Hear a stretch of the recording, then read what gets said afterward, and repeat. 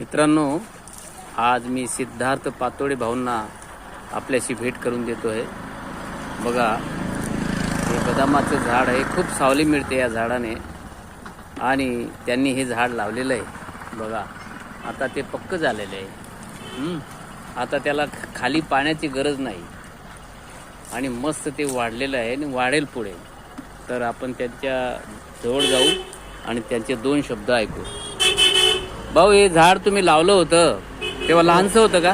एकदम बारीक होतं. बारीक होतं. आता मस्त, आता त्याचं मस्त खोड वगैरे व्यवस्थित दिसतंय. हो. म्हणजे हे जगलं.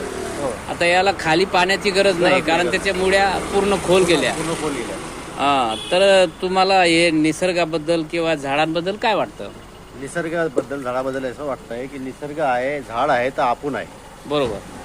ज्या ऑक्सिजन भेटतोय झाडांपासून आणि जीवन हे पाण्यामुळे आणि झाडांमुळेच आपलं सुजलम सुफलम होण्यासारखं जीवन होणार आहे. वा वा. तर त्याच्यामुळं झाडं जगवा हा अभियान प्रत्येकाने करायला पाहिजे आणि प्रत्येकाने एक झाड लावायलाच पाहिजे जीवनात.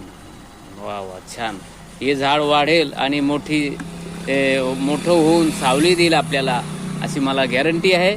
आणि अशीच प्रत्येकाने आपल्या, तुमचं हे दुकान आहे इथं, बरोबर, आणि इथं तुम्ही हे झाड लावलं, 2 लोक याची सावलीचा मजा घेतील आणि दिलासा घेतील.